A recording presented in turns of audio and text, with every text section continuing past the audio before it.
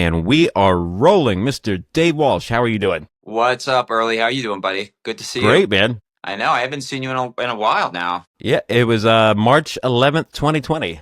That was the last time I saw you. Yep, that was that because you guys played. You had a show. You were playing with the Explosion at Yeah, Webster's Hall, I Webster think. Hall. Yeah, Yep.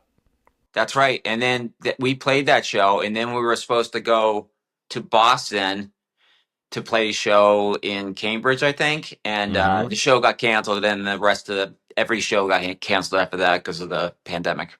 Yep. That was like the last. That was the last fun night out in New York Absolutely. City. Yeah.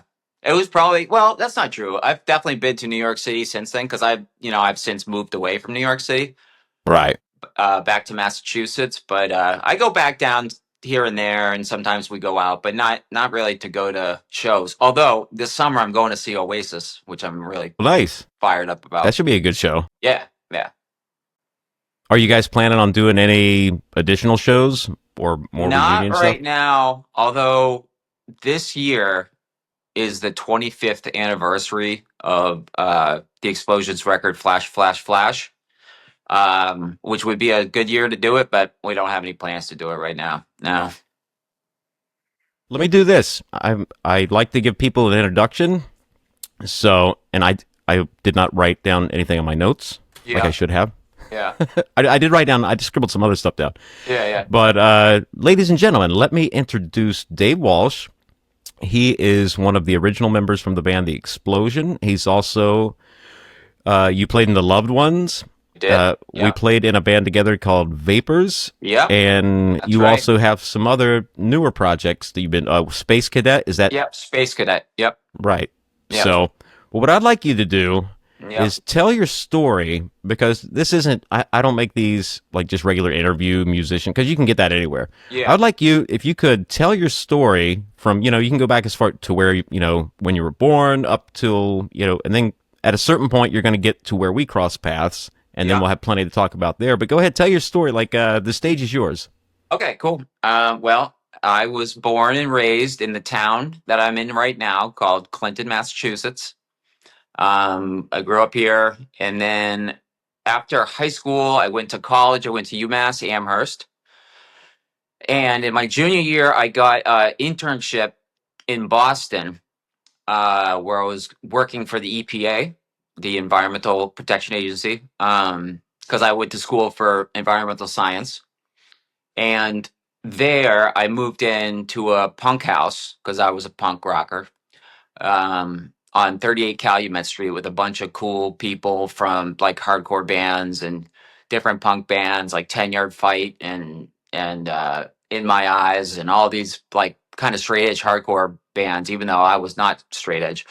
So I moved in with Damien from The Explosion, and Damien was from Philadelphia. He brought up his friend Matt Hawk, who was just coming along kind of for the ride. He just wanted to live in a different city than Philly, while Damien was going to school at the museum school.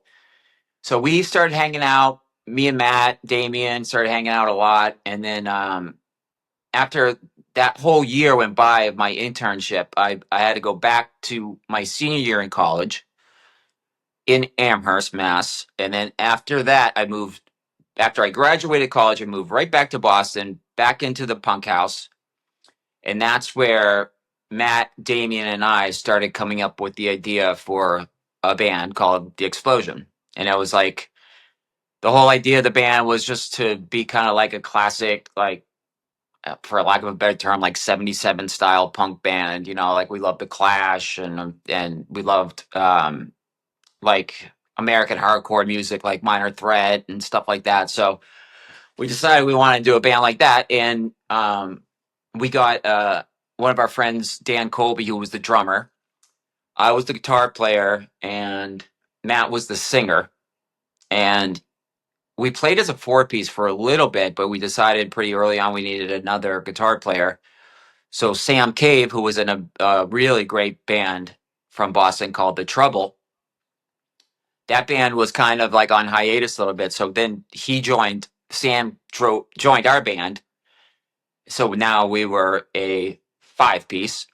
two guitars, bass, drums, and Matt singing. And then in the year 2000, we wrote and recorded our first major or first LP. It wasn't a major label at that point. Called Flash, Flash, Flash, and it turned out great. Like we were all super proud of that record. We toured on it a bunch with like who did we tour with? Like the Queers and Rocket from the Crypt and like all just a bunch of different bands, and started doing really well with that record. So we toured. We went to Europe with Sick of It All. We were on the bus with them, which was amazing. It was hilarious and fun, and it was the first time I think any of us had been to Europe. It was the first time I had ever been to Europe. We did like a month and a half with them there. And then we came back, did a bunch more touring. And then after that, we wrote another EP called Steal This that was on Revelation Records. The first record was on J Tree Records, and that was like a pretty good label at that time for a band like ours. But Damien was also in another band called In My Eyes. I think I mentioned them earlier, and they were on Revelation Records, and they kind of wanted to take from what I understand. I can't really remember; it was 25 years ago, but they wanted like Revelation wanted a record from the Explosion because Damien was on their label. They were kind of trying to strong arm us a little bit, so we kind of busted out this EP and we called it "Steal This," basically like because we were kind of mad at Revelation. We're like basically telling people to steal the record. Um, so after that, we toured a bit more off that, and then we did another EP called "Sick of Modern Art," which did pretty good. That was also on J Tree. And then we started getting courted by major labels, um, which is crazy. Like, what a crazy process. And it kind of got into like a bidding war between a few different labels. Like, there was Epitaph record, not Epitaph. There was Interscope Records. That's what it was. Interscope wanted us, and Virgin wanted us, and I think Mercury, I think that was a label then, and there was a little bit of a bidding war, and we finally ended up going with Virgin Records. So, and that record was called Black Tape, and then we got a lot bigger tours after that. We toured with like Social Distortion, bunch of different other AFI big bands like that, and so then that was basically from like 2000 until like 2008 or so. That was that time frame. And then around 2009, kind of the band's trajectory started going down a bit. We weren't getting as many people out to shows. I don't know, just the kind of the ups and downs of bands. So right around that time, Matt decided he was done touring. So basically the band broke up in about 2009, which was a bummer, but we understood where Matt was coming from, and we weren't making the kind of money that, to live off and stuff like that. So, but I still wanted to be in a band. And at that time, our friend Dave Haas had started the band The Loved Ones, and they were a three-piece, and they were kind of doing really well at the time, and they wanted to add another guitar player. So they asked me to play in The Loved Ones, and it was like one door closed, one door open. I joined that band, and at the same time in The Loved Ones, Spider, the bass player, decided he was done with The Loved Ones. So Chris Gonzalez. Oh, by the way, Chris Gonzalez joined the Explosion. It's a lot of information, but Sam Cabe eventually left the Explosion. Chris Gonzalez joined the Explosion. This was back in like 2004 or 5. Toured a bunch with us. So when the Explosion ended, Chris then took Spider's job on bass in The Loved Ones. And then we toured a bunch after that. And then I think around 2013 or 14 is when The Loved Ones kind of stopped playing and Dave started doing a solo thing. So then I was kind of bandless after that for a little while. I was living in New York at that time. We all were. And that's when I was working. I worked in event production where I met you. Hmm? And I thought you were a cool guy, a cool punk dude. And I remember I was living in this place. I had a 3-bedroom place in Brooklyn, which is crazy. to have that much space. And so I had a studio, a bedroom, and then I had a room. I didn't have a roommate and I needed one to pay the rent because rents are expensive. You needed a place to stay.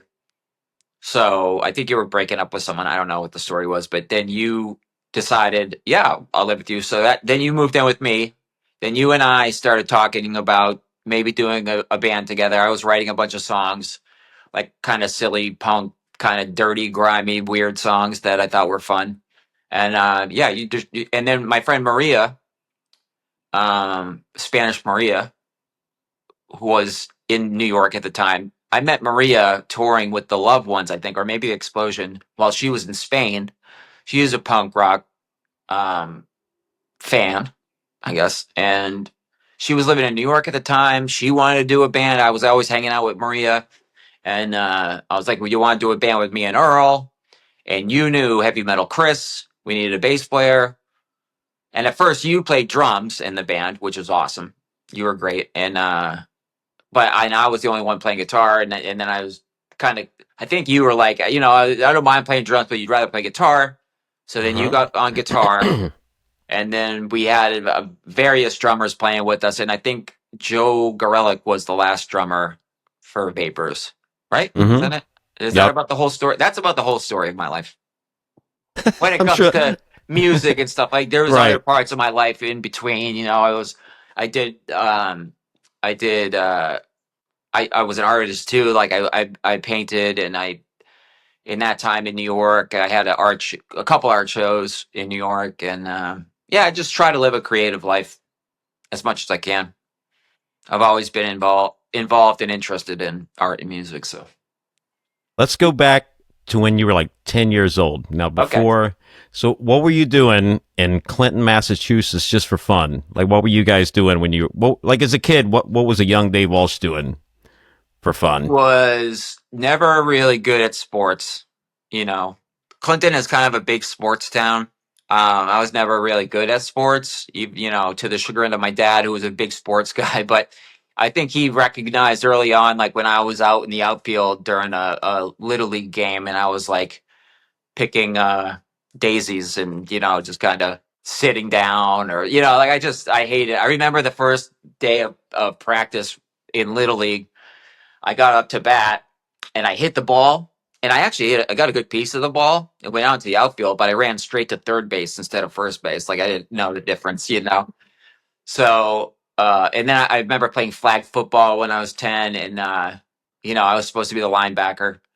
And I remember a guy coming. My dad tells the story. A guy was coming right at me, and I was supposed to pull his flag, but instead I just got out of the way and kind of said, "Go ahead." So I wasn't so good at sports, but at the time I was really into music. I was into the Beatles mostly. I love Beatles records.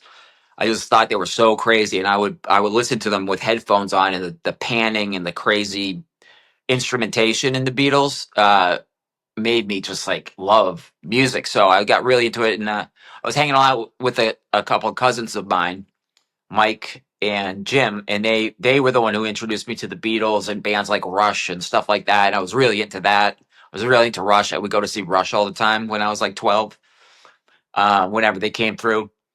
And then for Christmas, I asked for a guitar, and my dad was like, "Perfect. Now we got something that this kid will like." He doesn't like sports so much, and I was pretty good in school. Like I got good grades and stuff, but like I had an outlet. So my parents got me like a cheap guitar and a little amp from the J.C. Penney catalog, Mm-hmm. and I loved that thing. I wish I still had it, but I don't. It was a Harmony guitar, kind of shaped like a Strat a little bit. And then after about a year of playing on that guitar, they got me guitar lessons. They got me my first real nice guitar. They got me a Guild acoustic, like an American one, and that's when I really just started playing guitar all the time. So like that was right around. It's funny you say 10 because I think 10 is when I first got my real first guitar. So my parents like really supported me after that doing music. What were the first song? Were you learning to play like Beatles songs? What Yeah. songs did you first start playing on guitar? Because most people, when they learn to play an instrument, they start trying to learn songs they already like. Yeah, like I would. It's kind of hard to think what actual songs I was playing, but I was trying to do a lot of this stuff in the Beatles catalog for sure. And then after that, when I first started getting into punk, I was probably like 13. And then after that, like I loved Minor Threat and I loved the Sex Pistols and just anything that was kind of like aggressive and melodic, like the Clash. Like I was just super into it at a young age, like 13, 14. And I was also into like some weird American stuff, like that band Soul Asylum and stuff that was going on in Minneapolis, like the Replacements, like just like really good songwriting, that Hmm. also had a punk edge to it. And I would learn those songs, and I just wish I had a better singing voice because I still think I only have a so-so singing voice. So anytime I played a song or wrote a song, I'd always have to write it with someone else's voice in mind, like so like when the explosion was going on, we all kind of took turns writing songs. Like, oh, Matt wrote a bunch of songs, I wrote a bunch of songs, Sam, when he was in the band, wrote a bunch of songs, Damien wrote some songs, but like with Matt, he has such a singular, nice, awesome voice for punk music. It's like the best. He's still my favorite singer that I've ever played with, or even bands. Like I just think he's got such a strong voice. So like when I would write music and start playing music, you'd always have to keep him in mind, which was actually worked out well. So uh, What was your introduction like? How did you like for me? So there used to be skateboard videos because I was a skater kid. yeah, So on the old 8th Street skate videos, it was just like 92, 93. There would be maybe even before that, but there would be so they would have like Operation Ivy, oh yeah, Danzig, just tons of different punk bands because that's what skateboarders were listening to on the West Coast, and then those we would on the East Coast get those music or their VHS tapes of the skate videos, yeah, and I'd be like, "This music's awesome!" And yeah, by the time I guess I was around 15, I actually started looking at. I was like, "Where can I?" I was going to record stores and yeah, stuff, so that's when I actually started looking up. Yeah, and you know how music is. You find out one band, they're yeah, they're influenced by this band, and then you yeah, eventually you get to the Ramones. But right. how did it happen for you? Yeah, that's a good question. So in high school, I did like a few like shitty garage bands with some friends of mine, like in high school. Um, like I had this one band called the Touchy Feelies, which was like we were terrible, but like my friend Fritter, who was the drummer of that band, he had a couple older brothers and they were super into that's who actually those two older brothers, the Frisch brothers, Jeremy, my friend Fritter, his name is Jeremy Frisch. His brothers were super into like Operation Ivy, the Replacements, weird bands like Front 242 and Guadalcanal Diary, like all these like even the 10,000 Maniacs, all this music because they were in a band. Those brothers were in a band from Clinton called IOU, and they were fucking awesome. They were just such a great band. Um, and we basically, as the Touchy Feelies, which then became Stinky Bone, we we idolized IOU, this band IOU. They kind of like they're into REM and just like all this weird kind of alternative '90s music. Um, and that's who got me involved. Like I would hang out at Fritter's house after school, and we would just go into their brothers' rooms, and they were, I think, out of high school at that point, working or whatever. And we would just go in their room and play all their records and stuff like that. Um, and that's where I got like that was when I was like 14, 15, 16 in those years. Got introduced to that music from those two brothers. And then around that time in Worcester, Mass, which is like 20-minute drive from here, there was this awesome like DIY club space called the WAG, the Worcester Artist Group, and they would have amazing shows there. Like I saw the Mighty Boss Stones there. Like it was a tiny place. It probably held like 250 people, and it was like shitty, a crappy stage, crappy sound system, but it was so fun. Like you'd go in there, and there were people like living there in the back. It was kind of like a squat, you'd see in Europe almost, and you go in and the place would just smell like clove cigarettes and patchouli and punk sweat, and it was gross. And just so many cool bands came through there. And It was amazing. And also in Clinton right around that time, I think I was 17 when Fugazi came and played Clinton. Up at this place called the St. John's Gym, which is right around the corner from my house now. Um, and that show just blew my mind too, seeing them. And then I was into all the DC stuff too. Like I loved all that DC. I love Fugazi, Minor Threat, obviously, but I love like Bad Brains and those kind of bands too. So yeah, that's in a long-about way. That's how I got into it from the Frisch brothers. They got me in like after my Beatles. Like they like the Beatles and stuff too, but after my Beatles stage came like Minor Threat, The Clash, Sex Pistols. Like that Minor Threat album cover with like Ian Mackay like holding his head. I was like, what the fuck is that? You know, and I just loved it. So it was aggressive and awesome. You know what I mean? Like I just at Mm-hmm. that point I loved like slam dancing and stuff like that, you know, and jumping off Mm-hmm. stages and so that was like my formative childhood years for sure. Boston, a lot of people might not think of it as a music town, but there are so many good bands to come out of Boston. So many. I can't even count Yeah. how many good bands, and not just punk bands, but a ton of punk bands Yeah. and hardcore bands. Yeah. But it always had its own style. Like, you know, like the Showcase Showdown is one, Oh, we played Ducky with them all the Boys. time. There's so many good bands that have come out of Boston over the Yeah. years. Did you just say the Ducky Boys? But yeah, the Ducky Boys. That's so funny because somebody gave me a Ducky Boys CD the other day. Like I was at work. I grow cannabis now. That's my job. Um, and I was talking to a woman I work with, and she, you know, she found out about how I was used to be a touring musician or whatever. She goes, "Oh, did you ever hear the Ducky Boys?" And she's like a 55-year-old woman. And I was like, "Oh yeah, we played with the Ducky Boys." And she's like, "Well, Mark Lind was my next door neighbor." And then she had a CD in the car and she gave it to me. I was like, "I don't have a CD player, but I'll take it," you know. But yeah, Mm-hmm. yeah, like there was so many like that band that Sam from the Explosion was in called The Trouble. They were like one of Mm-hmm. my I remember favorite. them. Yeah. Yeah, they were like one of my favorite bands ever from Boston. So good, so good.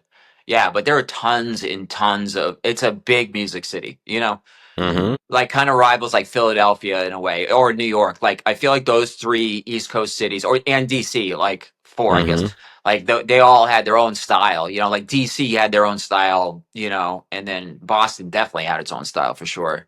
Like the Mm-hmm. old hardcore bands like SSD and stuff like that, like The awesome. the Freeze is another good one. I don't know if you remember Yeah, them. yeah, yeah.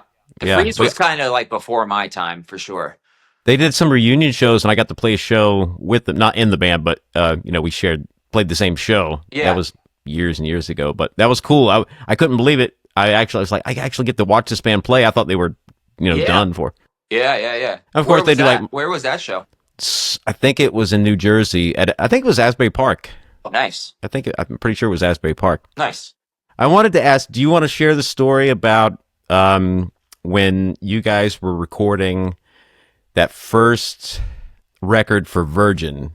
Yeah, Didn't you guys go to a cabin or something? It's like yeah. they literally had to take you guys and, like, you know, away from They had to every. sequester us. Yeah, I think. I mean, that's kind of like what I kind of got. Like we when we did that record, you know, it was it was a big budget record. You know, like we got a big record deal for back when big record deals still happened. I think we got like one of the last like big record deals for a band that was as small as we were. You know, like we were good. We could fill up a club of like 200 to 500 people, but the record, I don't really want to say how much it was worth, but it was worth a substantial amount of money for the size of the band that we were.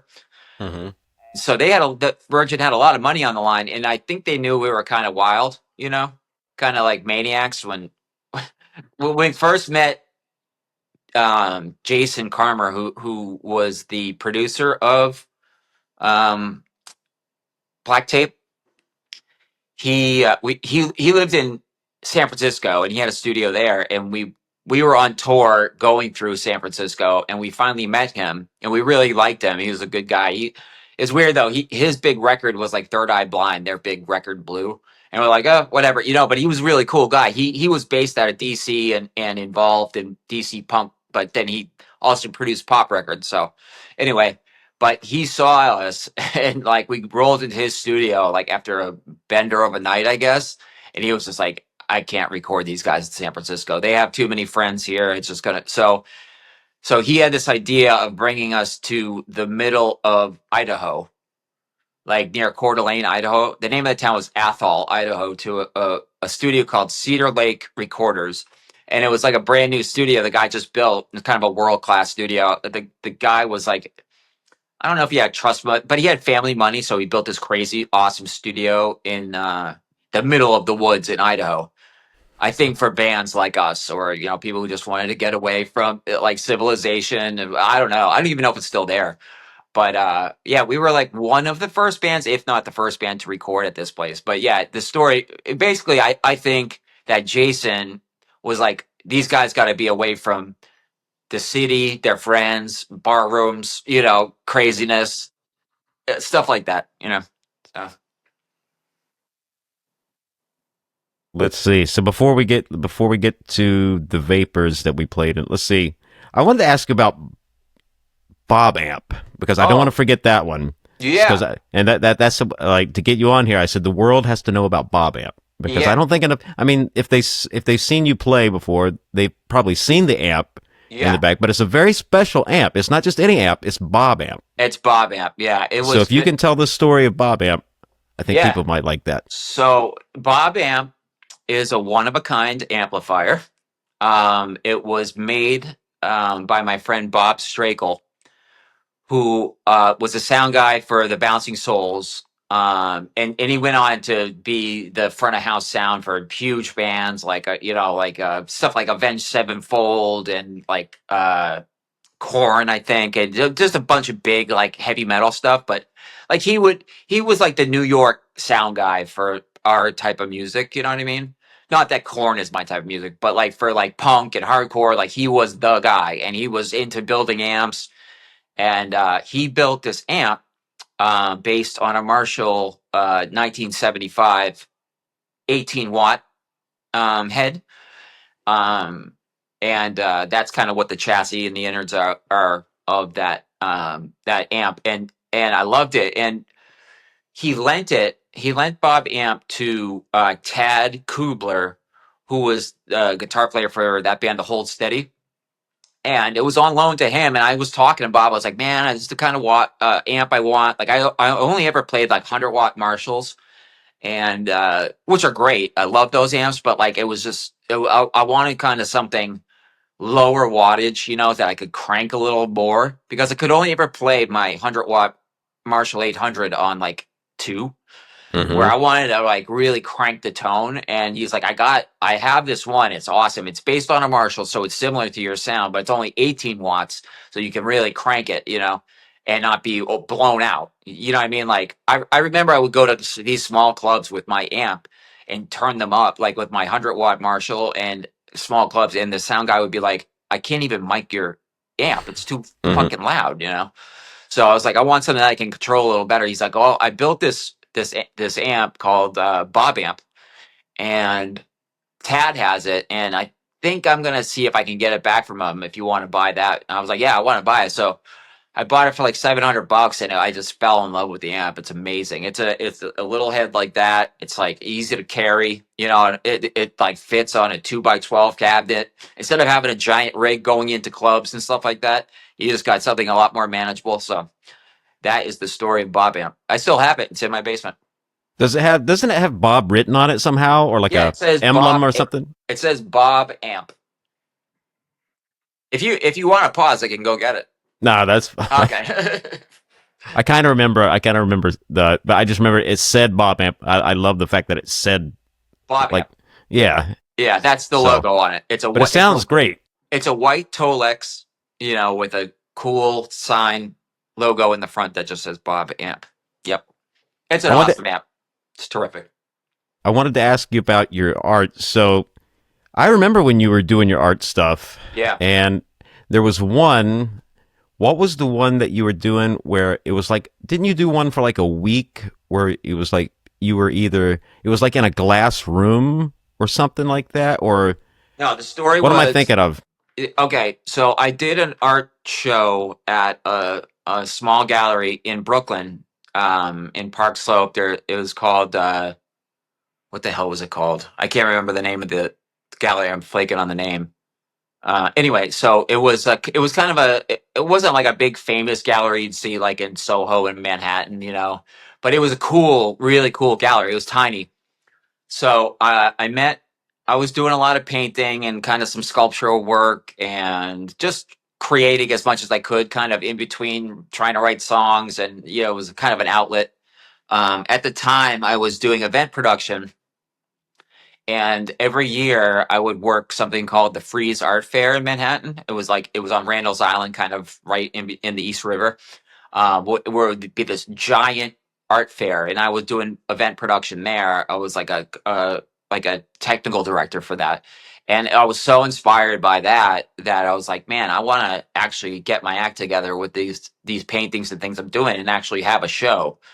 Like the Freeze Art Fair is like crazy blue chip galleries art that's worth millions of dollars and stuff. But I was just really inspired by it. I was like, I'm going to try to put this into a show of my own. So I showed some of my work at some other galleries around New York. Like there was a spot in Greenpoint that I had a couple pieces in a group show. I had a one piece in a really kind of well known gallery in Hudson, New York. But I never had my own show. So I called the gallerist and I said, and she lived right around the gallery and her house were right kind of down the street from where I was living. I was like, I wrote up a proposal. She wanted to come check out my art. Like at that time, my studio and all my paintings were in my apartment. The apartment you lived in, actually, before you lived in that room, was basically when I was painting in there. And she came up, and I had all my work in my studio and in my bedroom. And she's like, "Oh, this is pretty cool stuff, you know." We're like, "Yeah, I think I could give you a solo show." And I was like, "Wow, solo show, that's awesome!" Like before that, I only had pieces in group shows. And she's like, "Just come up with a concept. What do you think?" And I'm like, "Well," and I was like, "I don't know. What do you think?" And she's like, "I think you should do this, you know." And I thought the exact same thing. So the idea was I was going to build my bedroom in the gallery.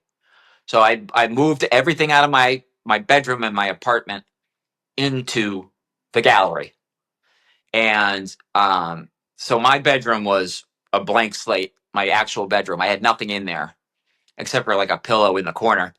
And my idea was and I reconstructed my bedroom with my bed and all my art supplies and my artwork in the studio, my plants. I even think I had my fish in there. My fish, Howard. I think you remember Howard.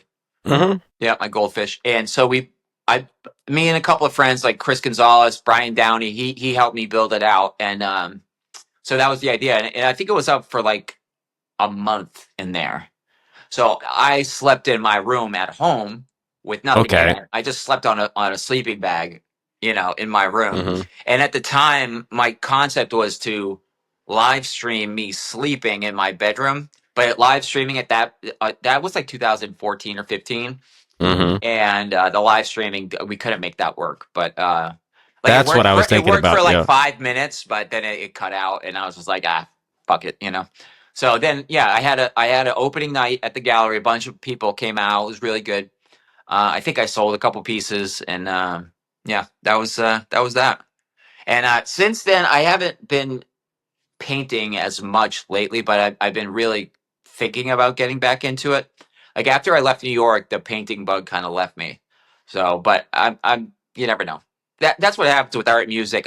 For me anyway, like it comes in waves. Like Yeah. sometimes Definitely. you'll be super like into it and like have a lot of output, and sometimes you don't, and then sometimes you go. For me, we go from music to making artwork and stuff like that. So Yeah. You got to be inspired. You can't force it. If you try to force it, it's gonna suck. No matter 100%. no matter what you're doing, whether it be art 100%. or music or Yeah. whatever. Yeah. So you gotta read, you gotta watch movies, you gotta be inspired, you gotta listen to music, you gotta, you know.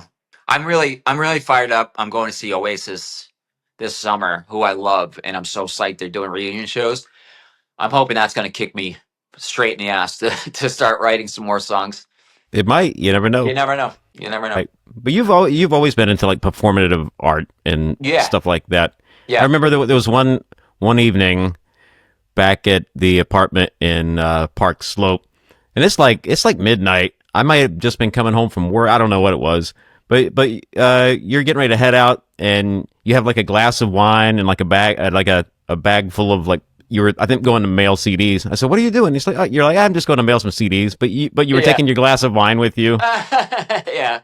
I think you might have even had like because when we did the Vapers band, you always had wore the wig. I Yeah, think you might right. have even been wearing that too. So, Maybe. Yeah, yeah, yeah. I was, yeah, but crazy. you've always been into performative art. Performance. Yeah, Yeah, I'm really into like performance art and just yeah, being like a just being a clown a little bit.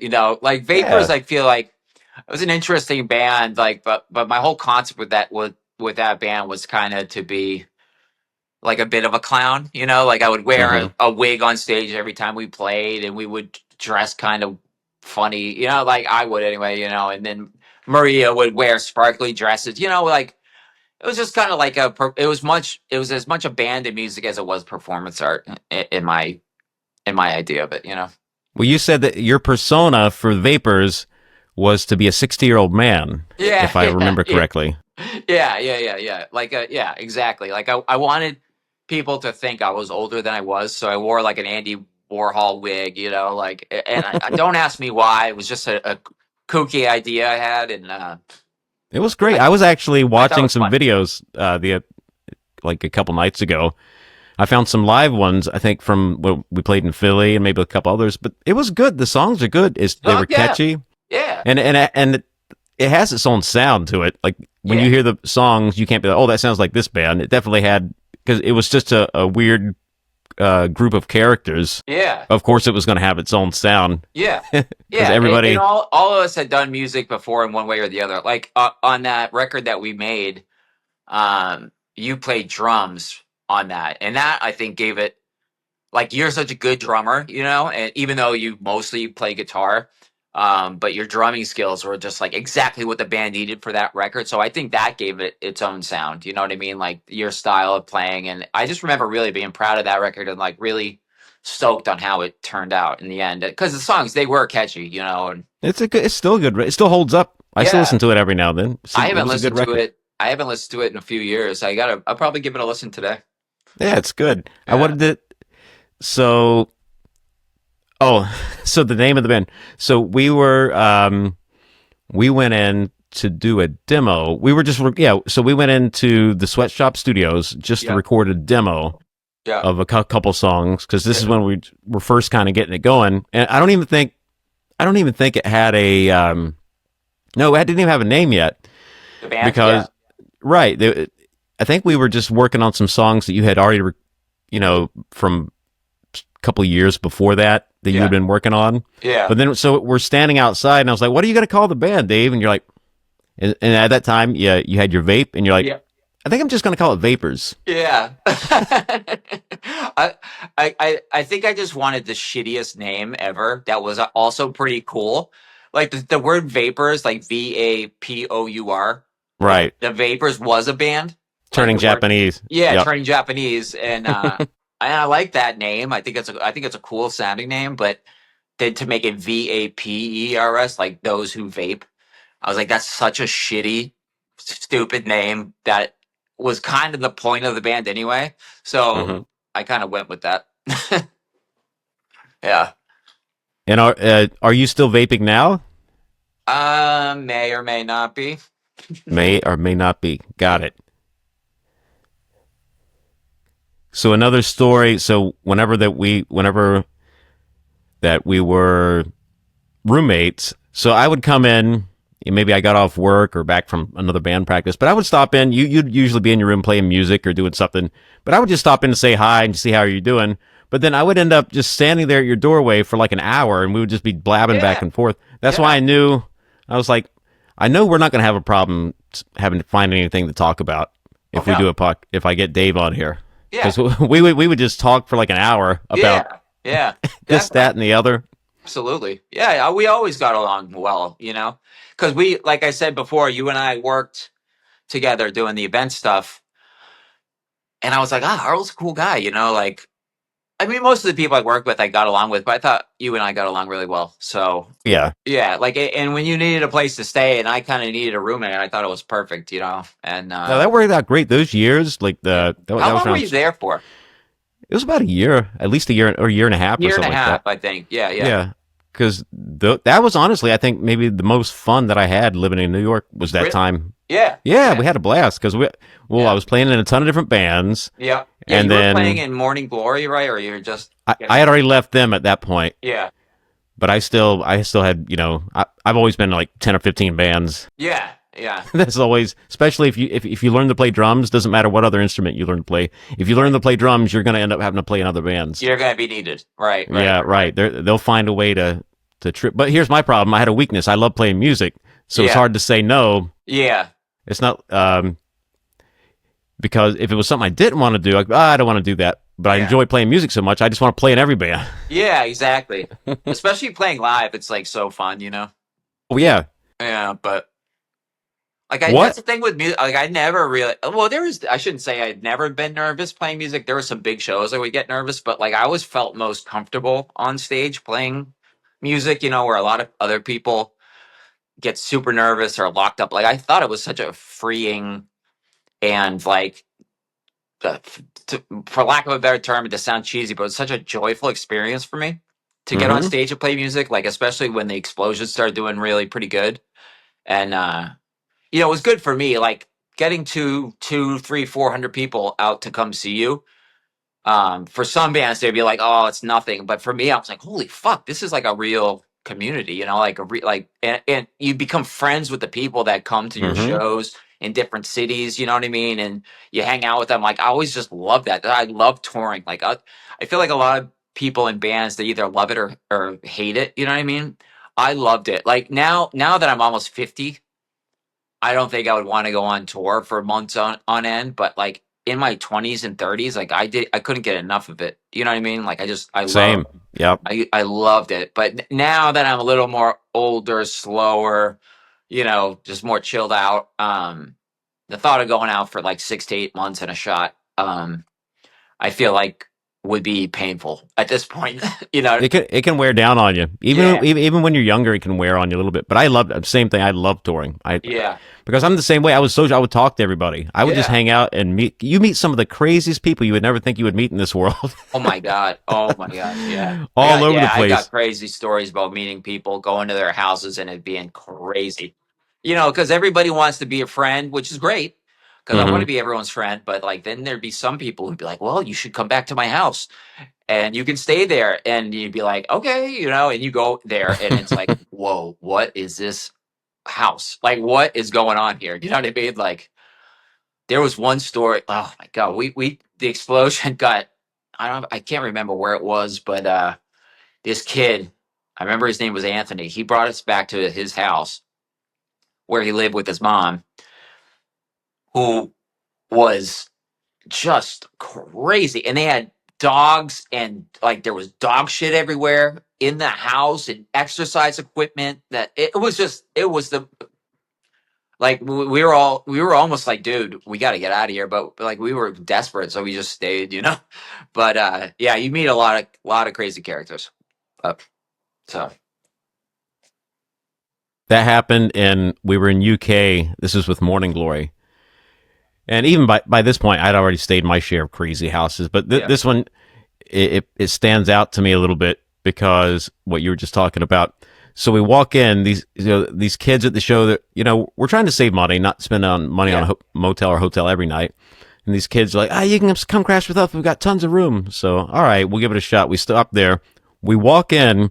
There is cat shit everywhere. yeah. It reeks of cat urine. They got parrots all over the place, like in Oh my god. cages. It's Yeah, the craziest. And then Ezra starts walking up the stairs like he's going to go to bed. I was like, no, no, no, no. I was like, come on, come on. I was like, we're getting out of here. Well, yeah, because I guess he was tired. He said, what? I was like, no, we are not staying here. yeah, We cannot stay here. I said, I'm making an executive decision. We are not staying in this house. yeah. It Like was bad. And they were laughing too. really. They knew how bad it was. They were Yeah. laughing when Uh, they got us there.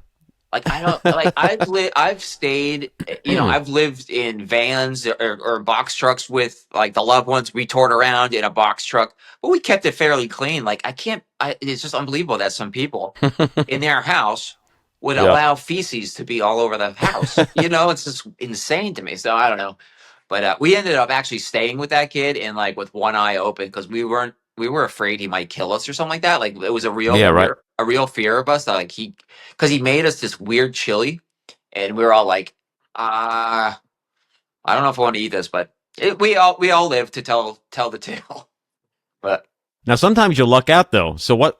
oh yeah, So so one time, this was also with Morning Glory that we were in San Diego, and we these people came up and introduced themselves to like, hey, it was this lady, and she was like the manager of this apartment complex. yeah, Now, when you hear apartment complex, you just think, apartments, regular apartments. She's like, you can. I have three units. You all can, or four. She's like, you can all have your own unit, or, wow, or separate, two per unit. I think me yeah, and Adam Schrager took one. So we did, and then so we're like, well, that doesn't sound like a bad idea. yeah. It's better than a hotel. We'll see. And I'm just assuming this is gonna be just regular. We go there. It's this super nice gated community, Wow, super super like rich people. wow, And I was like, this is the nicest place I've ever stayed on tour. It was yeah, crazy. It's like I have my own apartment, basically. It was yeah, great. So yeah, yeah. you do luck out sometimes. Yeah, like we became friends with this woman in Toronto named Alex, and it was like that. She was like, "Yeah, you guys can stay at my house," and we're like, "Okay, this sounds great." We kind of just had met her, um, and so we start going over to her house, and I'm like looking around the neighborhood, and like she was like, "Oh yeah, I think this is true. I think this story is true," but I think she said something like, "Yeah, that's Prince's house." Like one of Prince's houses, and then like Mm-hmm. Conrad Black, who's like this famous, like, and then we get to Alex's house. We were younger; she was living with her mom still, but it was like a castle, like with like an indoor pool and like just unbelievable house. You know what I mean? And she Mm-hmm. ended up being like a really good friend. Still is a really good friend. Like still chat with her, sometimes. But yeah, it was awesome. So you definitely did luck out at times. Yeah. Yeah, man. But then there's the sleep. I'm sure you've done your amount of time sleeping in vehicles. Oh, big time. There was one time it was outside of Ottawa. This is with the Ray Grady's, but we decided there was a parking lot right across the street from a coffee shop. And we're like, well, that would be a good place to crash because we originally these kids said we could come stay with them, but they just left. So we're like, well, we'll just crash the van. So I just remember waking up the next morning, or maybe even during the night, but we had been smoking cigarettes in the van, Yeah. and it was real humid, even Yeah. though it was the middle of summer, and it was still cool. But just from us breathing, like all the condensation in the van, these little brown droplets were like dripping all over us from Nic- the Nic- smoke. nicotine rain. Yeah, it was nicotine ring, Wow.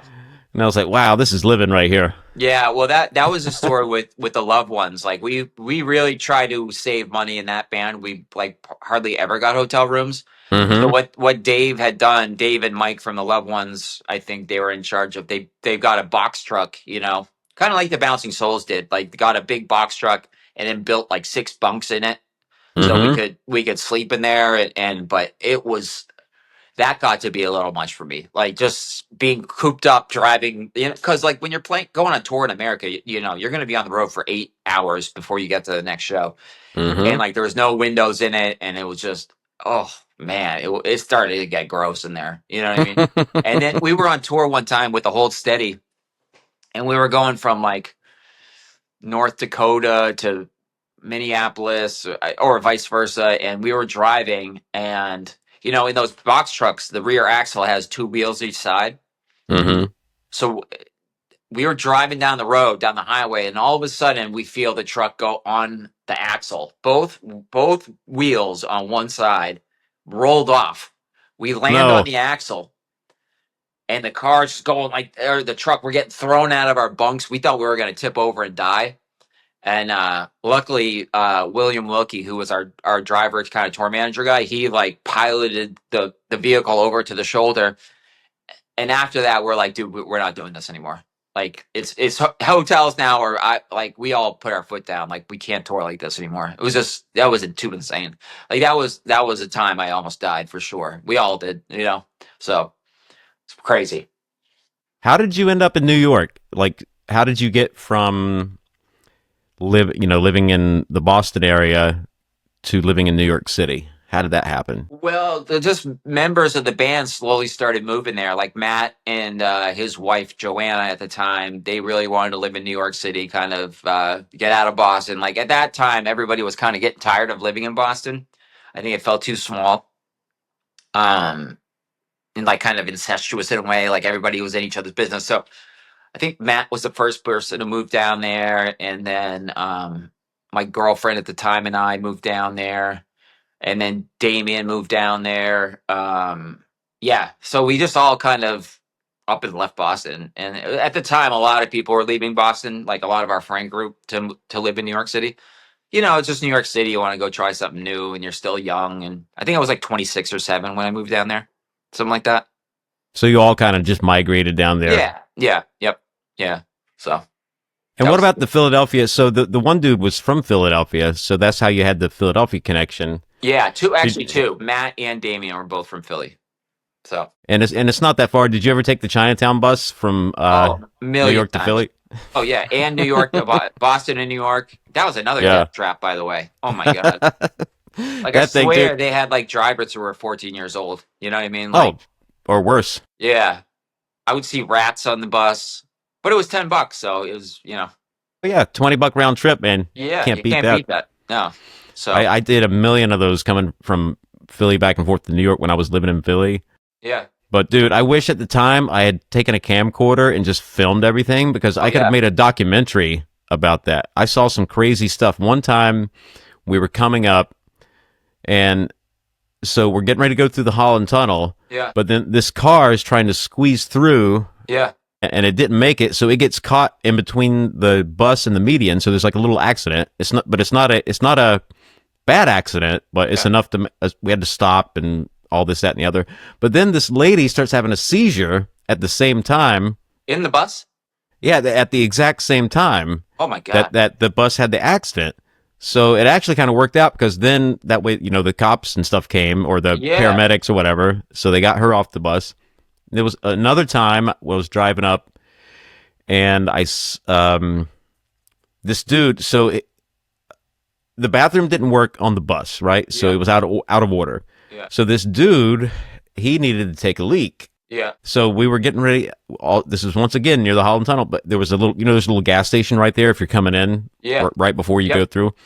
So this dude walks up. He's like, "Yo, driver, pull over here. I gotta piss." And the guy's like, "No, I'm your." They're yelling back and forth, and the dude's like, "Man, if you don't pull this bus over, I'm gonna piss all over you." Did the guy pull over? He pulled over because I think the guy was gonna do it. Yeah, he was about to take it out. Damn. Yeah. Hey man, when you gotta go, you gotta go. There was another time, so at nighttime when I was going back, that they would always take weird routes going back. The ones they would never take going, on regular times of the day. But he stopped at this weird place. I don't know if it was Staten Island or Brooklyn, but this weird spot. And these 3 dudes with backpacks just ran out of the bus and just took off running. So I don't know what all that was about. Yeah. And then I was on one that broke down, and we had to wait for another bus to come pick us up. Yeah. That has happened to me too. Yeah. So do they still even run those buses anymore? They still have them, but Megabus and Bolt Bus kind of took away a lot of their business. Bolt Bus was classy. Compared to the Chinatown buses, it was like super professional. It was a real business. Right. And it was a little more expensive, but I was okay with that. Yeah. So by the end, so in New York, whenever I would have to go to Philly and back, I would always just walk down, and it's right near the convention center is where they pick up. So I just started taking the Megabus or the Bolt Bus. Yeah. Much better. Do you still go to New York, or? I haven't been. No, I've been so busy down here getting everything set up. And it was just this year I finally got everything back. You or live North in it? Carolina. No, I mean North Carolina. Nice. That's cool. Yeah. Yeah, so I'm about an hour north of Charlotte. Okay. So I've been working in Charlotte quite a Nice. bit, Yeah. Are you but doing event I stuff work. or? I still do that sometimes, but I've been doing more data networking Yeah. is Yeah. what I've been doing, and I travel all over, everywhere, Tennessee, North Carolina. Nice.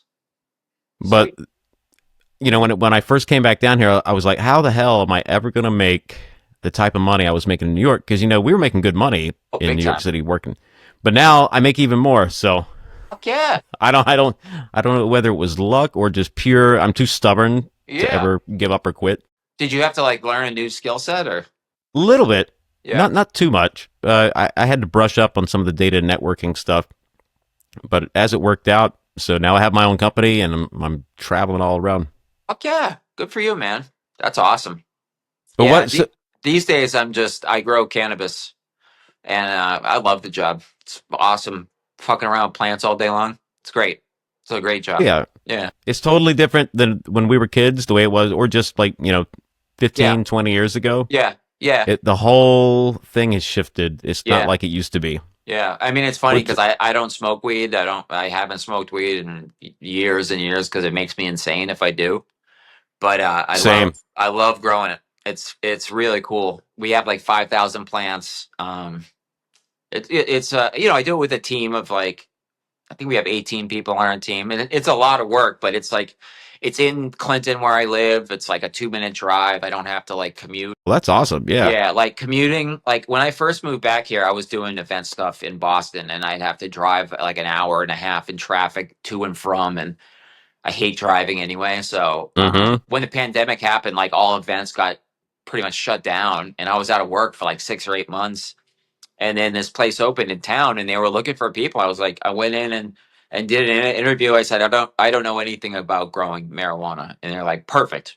So they showed me everything, and yeah, I've been there. It's going on my 5th year actually, and That's I really awesome. like the job. I have like real benefits, like so that's why I'm saying what I said before. My life's kind of slowing down, like I like my routine. I get to go to work and, go to the gym and like everything's cool. So Well, you like your job. That right there's half the battle. If you have something you like doing. 100%. Yeah. Yep. And the money's okay. It's not as much as I made when I was in New York, but it's enough for me to do my thing and even save money. I have a 401k for the first time, which is great. Dave with the 401k. Absolutely. Yeah. I wanted to ask you about the loved ones. Yeah. Were they already on Fat Records whenever you joined, or Yeah. were they? Okay, so they had Yeah. Yeah. I'm pretty sure they were. Yeah. because I didn't really know of them until I think it was right before they got on Fat Records. It was right around the same time they signed to Fat Records is when Yeah. I heard of them, and they Yeah. were still a 3-piece. Yeah. But I guess it was shortly after that that you guys joined up. Yep. Yeah. Yeah. Me and Chris joined the band. Yeah. And then I think we went on a tour right away. I can't remember, but it was a pretty big tour. And I want to say like Flogging Molly, but it wasn't them. Maybe it was No Effects or I don't know. It was a big tour. And Hmm. then we got asked to go to Japan with Me First and the Gimme Gimmes. So that was an awesome tour too. It was the first time I had been to Japan. But yeah, like Chris and I played in the Loved Ones for maybe 4 years or five tops, um, something like that. So like I stopped really touring. I think it was about 15 years I did that. From like 2000 to or 1999 to like 2014 or 15. That was like the bulk of my life, and how I made my living was touring with either the Explosion or the Loved Ones. So. I wanted to ask you what new music. So, like the newer stuff. So, you've been doing this project called Space Cadet, and then Yeah. also let us know about any other future music that you might have planned. Well, right now, yeah, I do a band with Matt Hawk from The Explosion. It was during the pandemic, kind of when it first started happening. He and I were writing songs, kind of. He still lives down in New York City. I'm up here in Mass. We were writing kind of similar sounding songs, and we would like just do a home demo on GarageBand or Logic or whatever, and with like canned drums, and he would send me his stuff. I would send him my stuff, and he's like, he sent me a song that I loved, and the name he put on it was Space Cadet. And I was like, that'd be a cool name for a fucking band, like we should do this band. And he's like, yeah, he was all about it. So like the whole idea was that just he and I would make the music, and then when we went to the studio to record or play shows, we would just ask all our many musician friends if they want to play with us. That way it just kind of keeps it self-contained, just the two of us, no drama or expectations. We didn't have to be like, all right, you're the drummer of Space Cadet and we're all gonna go on tour and make my like we didn't want to do that anymore. We just wanted to basically stay creative, write some songs, go to because we both love recording music, and we love playing shows, but like we didn't have that pressure to be like, okay, we're gonna go on tour with this, you know what I mean? So we just we've put out a couple records and some like EPs and stuff like that. And then we play like a couple shows a year. So I think we started in like 2020, 2021. And I think the most shows we played in 1 year is like maybe 5 or 6. You know what I mean? So it's fun. It's just like it's just super loose, super no pressure. Like Matt and I, this whole year, 2025, I don't think we've written any songs. We're both like he's super busy at work, he's in advertising, and I've been busy with my stuff here. So, but like my whole philosophy with bands is like I don't feel like bands, unless there's something horrible that happens, has to break up. Mm-hmm. Like breaking up the band. Like, what's the point of that? Just don't do the band for a while. That's like what I was saying before with like art and music. It just you do it when you're inspired and when you feel that calling. So he he and I have that going, and I work with a couple hip hop guys who are like my age, like almost 50 or whatever, who like did some hip hop in the 90s and stuff, and they're really good. Like, well, there's one guy. There was another guy we talked about doing some stuff, but he kind of left the company I was working for. So there's this one guy, Eric, and he and I are talking about maybe like doing some kind of collaboration where, because he hasn't recorded since like the early 2000s or something like that, but he still loves rapping. So that could be something that is in the future. Dave Walsh hip hop project with my friend Eric. Well, if you ever decide to do your own rap album, like DD King when he remember when he did his rap album, Yeah. DD Ramon. Oh yeah, yeah, yeah. Yeah, count me in. I'll All do right. whatever needs done. Okay. The You Dave got Walsh it. rap album. Yeah, absolutely.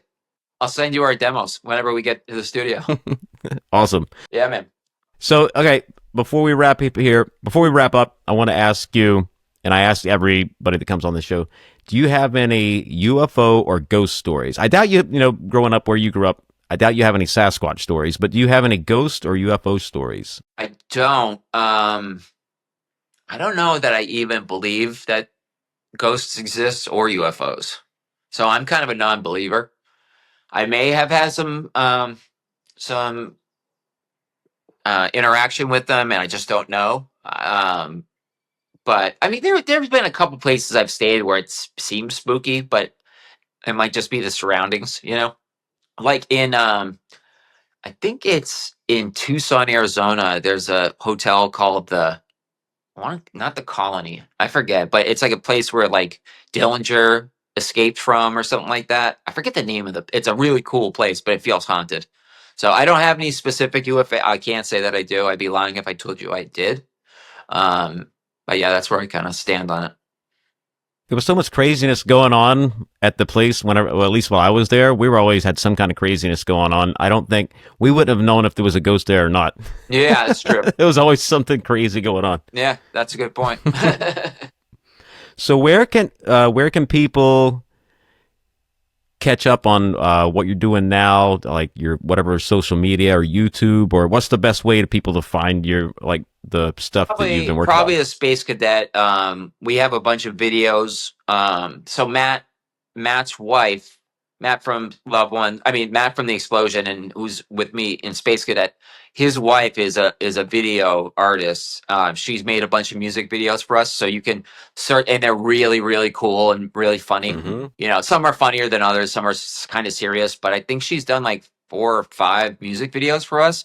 So if you put Space Cadet music videos, you can find us. We have like our own page there. We have our own Instagram, and yeah, Space Cadet Band, I think. And that's for YouTube and Instagram, right? Yeah, yep, Awesome. yep. So, Was there anything else that you want to share with everybody before we wrap it up? no, this has been a lot of fun. I didn't know what it was going to entail, but it seems like we're just catching up, like Yeah, like you were I told living you. in the next door apartment.